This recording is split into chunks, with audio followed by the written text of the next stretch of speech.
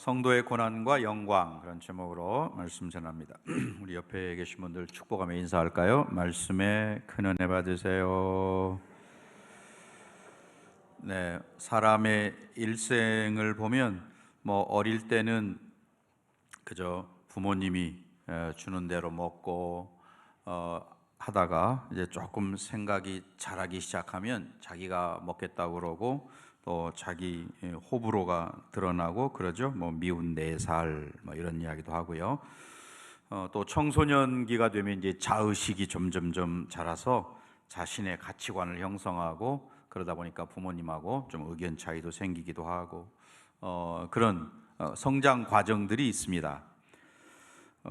마찬가지로 우리 신앙도 처음에 예수 믿고 구원 얻고 그러다가 이제 함께 신앙하면서 또 사명을 알고 또 직분을 받고 또 해야 할 비전을 찾고 이런 신앙이 계속 자라가고 성장하는 그런 과정들이 있죠.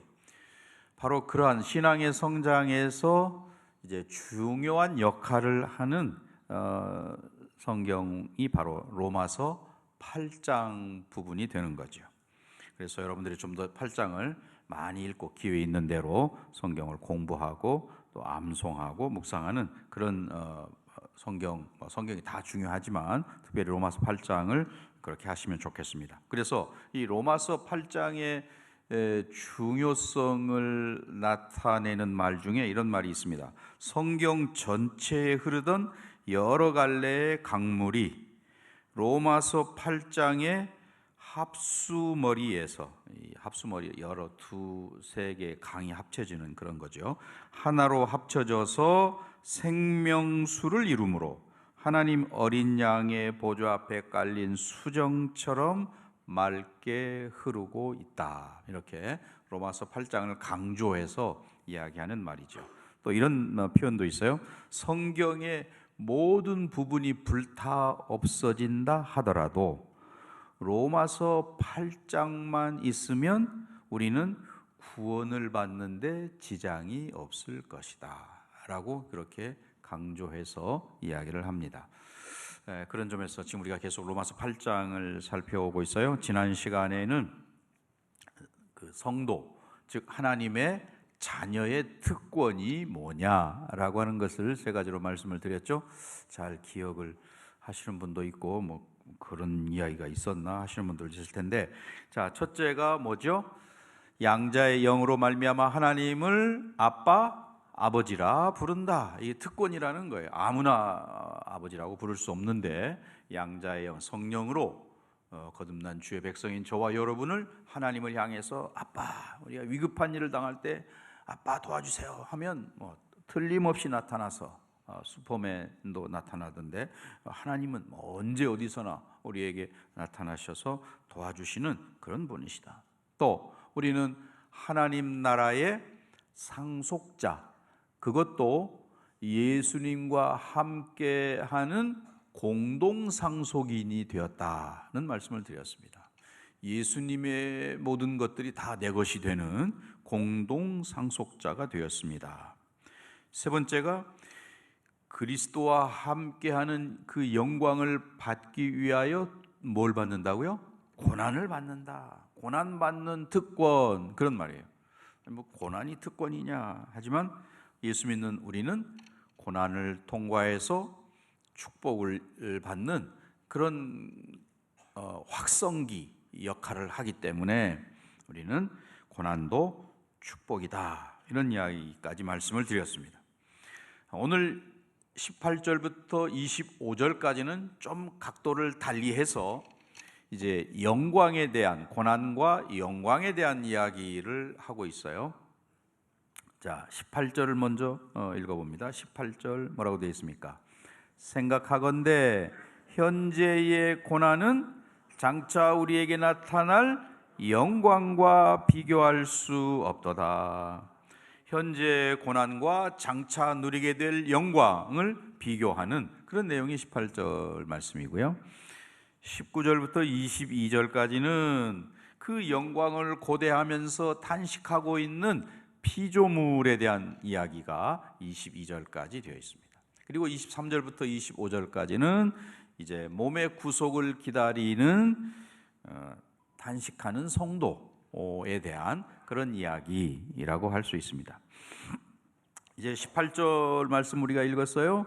그 고난과 영광, 현재 받는 고난, 우리가 육신을 가졌기 때문에 받는 고난도 있고 예수 믿는다라고 하는 것 때문에 받는 고난도 있고 한데, 그러한 고난과 영광을 비교하면 고난은 뭐 잉크 한 방울 같은 그런 거라면 영광은 저 대양의 바닷물과 같은 그러한 것이다 라는 표현이 바로 18절의 말씀입니다. 그래서 구원받은 성도로서 이제 저와 여러분은 그러니 고난이 두려워할 필요가 없는 것이죠. 왜? 영광이 너무 크고 엄청난 것인데 이 고난을 통과하면 그 영광이 기다리고 있기 때문에 이 고난을 두려워하지 않는다. 이 고난을 통해서 내가 상상할 수 없는 하나님의 영광을 누리게 된다라는 것이죠. 예수님도 이 땅에 계실 동안에 고난을 겪으셨습니다. 특별히 십자가의 고난 말할 필요도 없고요. 그 고난, 십자가의 고난을 통과하셨기에 부활의 영광을 누리게 되었습니다. 그러니 저와 여러분도 마찬가지죠. 우리가 당하는 이 고난, 이거는 영광과는 비교가 안 되는 것이다. 이게 18절의 말씀입니다. 그런데 이 고난을 통과하는 우리는 영광을 바라보면서 이 땅에서는 사실 탄식하면서 기다리고 있다라고 하는 그런 표현이에요. 피조물도 탄식하고, 오늘 여기 본 대로 또 성도인 우리도 탄식하고, 또 이제 내려가면 성령께서, 다음 시간에 하겠지만 성령님의 탄식도 있고, 이러한 것들이 있다는 것을 봅니다. 그러니 그 탄식하면서 바라보는 영광, 그러한 것이 있다는 것을 우리가 알고, 이제 현재 여러분이 고난 중에 있다든지, 어떤 분은 지금 현재 고난 가운데 또는 이미 고난을 통과한 분도 계시겠고, 또 앞으로 장차 어떤 어려움을 겪게 될 분들도 있을 텐데, 이 말씀을 통해서 우리는 영광이 너무 크고 엄청난 것이기 때문에 고난은 이거 통과하면 되는 거야, 이 또한 지나가리라고 하면서 지나가는 그런 거라는 거죠. 자, 19절부터 22절까지가 피조물의 탄식과 영광이라고 그랬는데, 19절 제가 읽고 여러분이 20절을 읽으세요. 그리고 21절은 또 다 같이 읽도록 그렇게 하겠습니다. 피조물이 고대하는 바는 하나님의 아들들이 나타나는 것이니,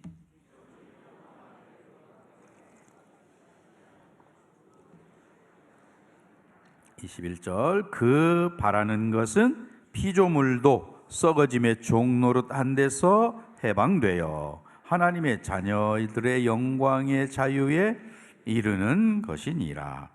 여기 고대하는 바, 19절에 말하는 피조물이 고대하는 바라는 이 단어는 목을 빼고 기다린다, 이런 거죠. 우리말에도 목 빠지게 기다린다, 이런 표현이 있잖아요.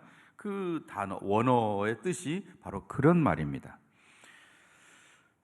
우리 사람만 구원의 완성을, 인간 구원받은 백성들만 구원의 완성을 기다리는 게 아니고, 모든 피조물들도 하나님의 구원을 간절히 기다린다라는 거예요. 그 피조물이라고 할 때, 여기 피조물은 인간을 제외한 모든 만물이 다 피조물이죠.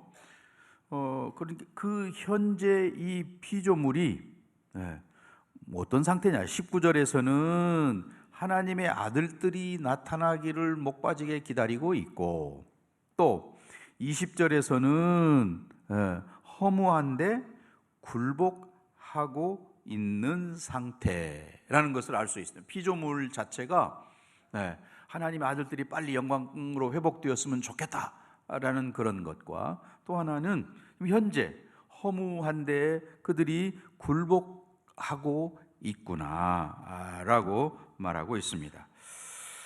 원래 우리 인간들이 하나님의 형상을 입어서 만물을 다스리고 정복하고 통치하는 그런 존재였습니다. 그리고 하나님 지으신 만물은 하나님 보시기에 어떠했다고 했죠? 보시기에 좋았더라라고 하는 그런 상태, 하나님 보실 때 좋은 상태, 그러니 뭐 얼마나 아름다운 상태겠어요. 만물을 통치하는 하나님의 형상을 입은 만물의 통치자로서의 인간과, 그리고 하나님 보시기에 좋은 만물이 함께 어우러진 에덴 동산의 모습. 그러니 거기에는 뭐 탄식할 필요도 없고 허무한데 굴복할 필요도 없고, 그런 오직 하나님의 영광만 가득한 그러한 곳이었다는 거죠. 그런데 이제 창세기 3장 인간의 타락 이후에 저주가 우리 가운데 들어와서 인간들은 이마에 땀을 흘려야 되고, 또 마지막에 너는 흙이니 흙으로 돌아가라, 죽음을 맞이하는 그런 허무한 존재가 되어버렸고, 또 동시에 그때 땅도 저주를 받아서 가시덤불과 엉겅퀴를 내게 되었다. 인간이 타락해서 그렇게 됐는데 뭐 만물만 그대로 영광을 누리고 있다고 한들 그게 무슨 소용이 있겠습니까? 그래서 함께 그렇게 신음하게 되었다라는 거예요. 자, 20절이 그 뜻을 드러내는 거죠. 20절 다시 보시면, 피조물이 허무한데 굴복하는 것은 자기 뜻이 아니요, 그 다음에 오직 굴복하게 하시는 이, 즉 하나님께서 그렇게 하셨다. 인간이 타락하고 그래서 죄로 인해서 저주가 들어오고 죽음으로 인해서 아파하고 허무한 데 빠지고 한 인간만 그렇게 된 게 아니고 자연 만물도 그렇게 하도록 하나님이 허락하셨다라고 하는 그런 이야기죠.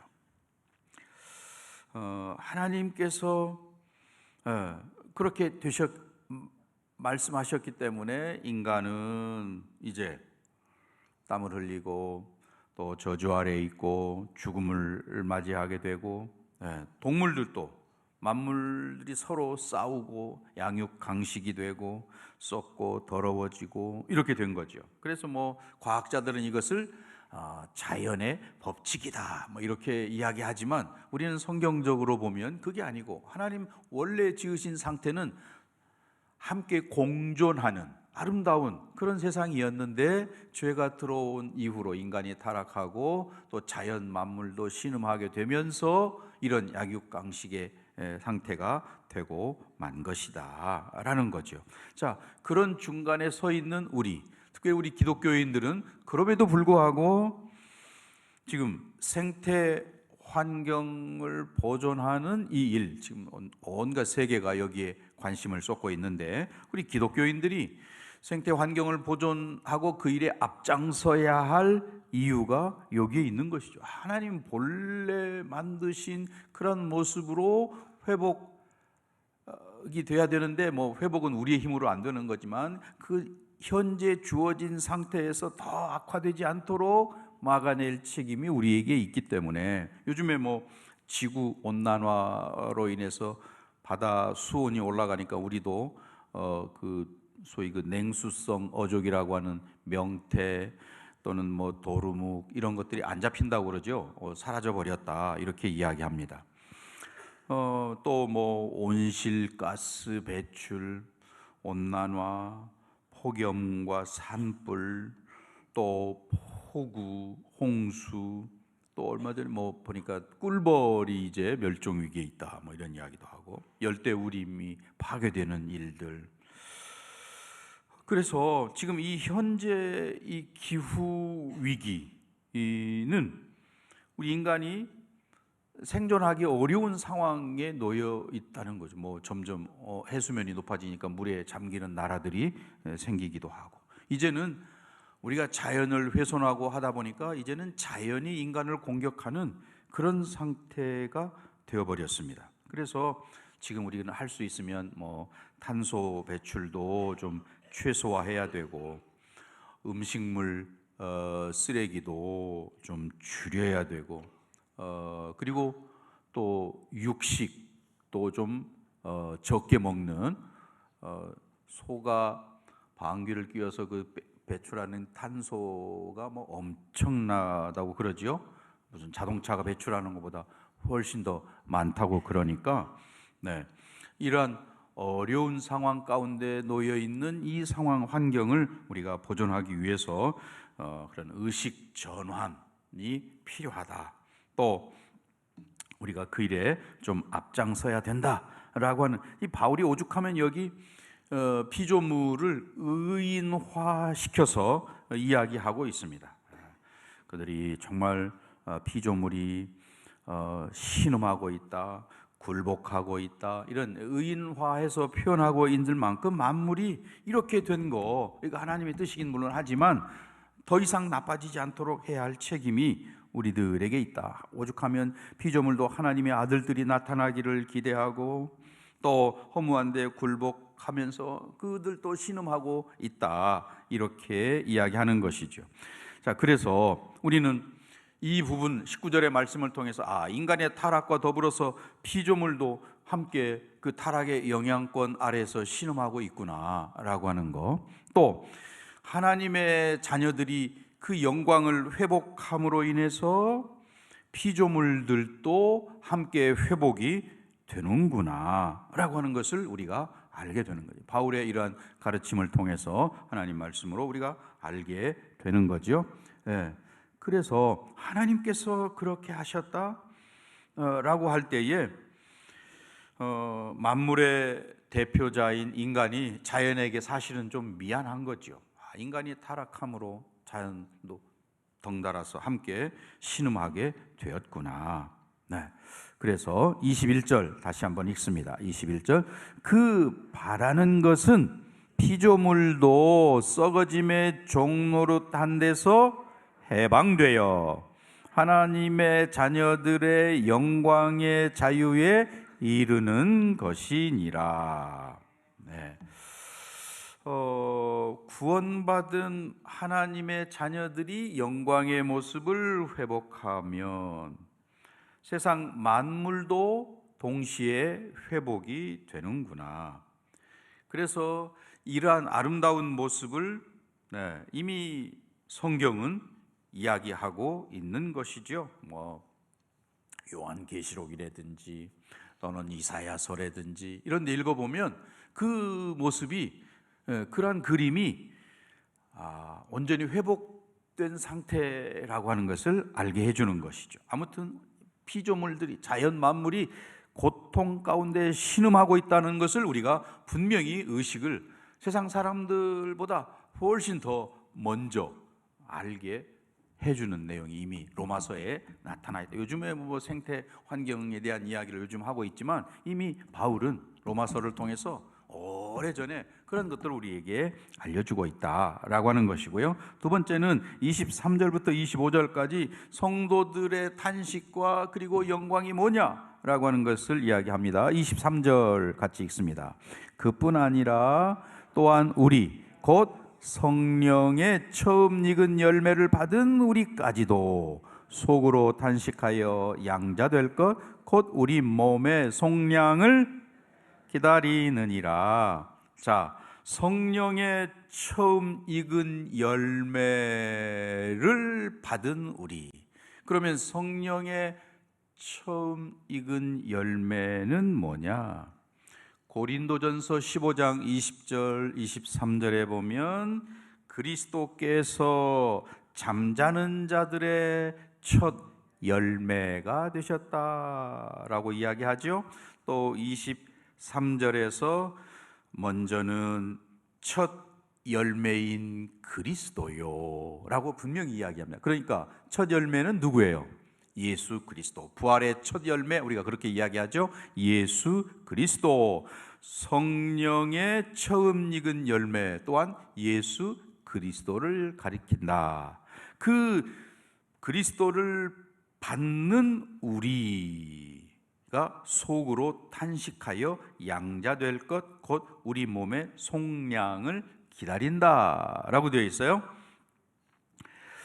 온전한 모습으로 회복되기를 기다린다라고 하는 이야기입니다.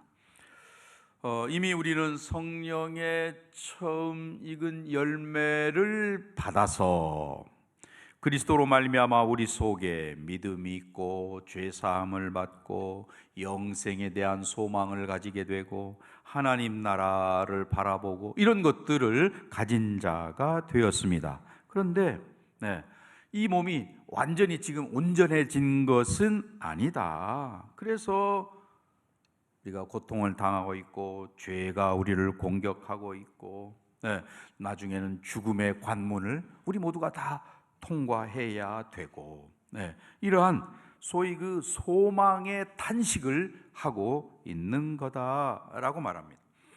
그 요한계시록을 통해서 사도 요한이 그리고 있는 천국의 모습, 계시록 21장 1절 이하에 나오는데 이 요한계시록이 굉장히 중요하잖아요. 특별히 삶이 어렵고 힘들 때일수록 이 요한계시록을 잘 알아야 되는데, 그래서 내년 1월에 강사를 모시고 요한계시록에 대해서 좀 저희가 집중적으로 공부를 하려고 하는데, 아무튼 그 21장 1절 이하에 보면 새 하늘과 새 땅이 임할 때에 하나님께서 이제 만물을 새롭게 하심으로 거기에 사망도, 애통하는 것도, 곡하는 것도, 또 아픈 것도 다시 있지 아니하다라고 이렇게 이야기를 하고 있습니다. 그게 새 하늘과 새 땅이다.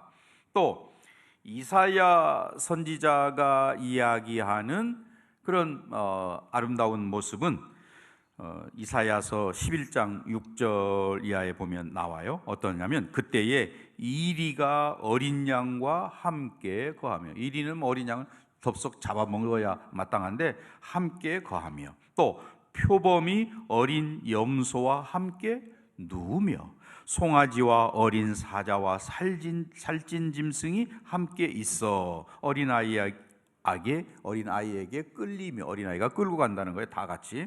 그 다음에 또 좀 건너뛰어서 젖 먹는 아이가 독사의 구멍에서 장난하며 젖된 아이가 독사의 굴에 손을 넣을 것이라. 내 거룩한 산 모든 곳에서 해됨도 없고 상함도 없을 것이니 이는 물이 바다를 덮음 같이 여호와를 아는 지식이 세상에 충만할 것임이니라.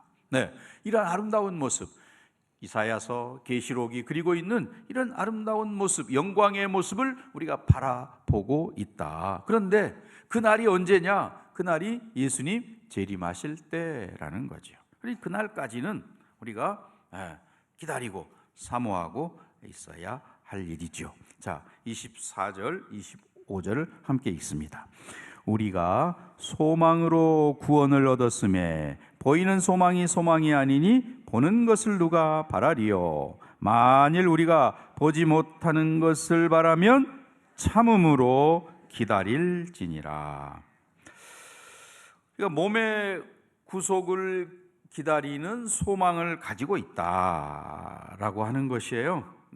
정말 부활과 영생과 그 하나님의 나라를 소망하는 그런 모습. 24절에 이미 이야기한 대로 보는 것을 누가 바라리요. 왜냐하면 보이는 소망이 아니기 때문에 이런 말인데요. 이 24절의 이 말씀은 결국 히브리서 11장 1절 말씀과 맥을 같이 하는 거 아니에요. 믿음은 바라는 것들의 실상이요 보지 못하는 것들의 증거라고 하는 이 말씀과 같은 것이죠. 이미 우리는 믿음으로 구원받은 백성인 확신이 저와 여러분에게 모두에게 있을 줄 믿습니다. 그러나 완전한 구원은 아직 이루어진 것은 아니지요. 그래서 이 눈에 보이는 허무한 것들에 우리가 굴복할 필요가 없는 것은 왜 그러냐? 이제 그 소망과 영광이 함께 이루어질 그때가 있기 때문에 그러하다. 그것은 예수님이 잠깐 우리에게 맛을 보여주셨잖아요. 예수님 부활하신 다음에 이 땅에 얼마 계셨죠? 40일. 답을 지금 제가 힌트를 주는 거예요. 40일 계셨는데 40일 동안 계셨던 그 몸은 부활하신 몸이죠. 새로운 새 몸, 우리가 가질 새 몸을 우리에게 보여주셨어요. 질병도 없고 고통도 없고 죽음도 없는 그런 새 몸. 예. 그래서 그 새 몸을 입게 될 것을 예수님이 미리 보여주셨습니다. 천국에 가면 우리가 다 그런 몸을 갖게 될 것이라는 것이죠. 그런데 아직 그때가 이르지 않았기 때문에 우리는 고통 중에 그 소망을 가지고 그것을 바라보고 있다라는 거죠. 자, 25절이 그 다시 한번 읽습니다. 만일 우리가 보지 못하는 것을 바라면 어떻게 해요? 참음으로 기다릴지니라. 그 소망을 가지고 기다린다. 그래서 기다림이 사실은 좀 힘든 일이죠. 금방 이루어지면 좋겠네. 주님 빨리 오시면 좋겠는데 언제 오실지도 모르죠. 그러나 오신다는 것은 분명한데 그때가 언제인지 모르기 때문에 힘들고 어려운 일일 수 있다. 그러나 소망 가운데 참아내면, 소망이 크면 고난은 능히 이겨낼 수 있는 거예요. 그런데 소망이 작으면 고난이 클 때 무너지는 것이죠. 큰 소망과 영광 가운데 고난을 이겨내는 저와 여러분 되시기를 주의 이름으로 간절히 축원합니다.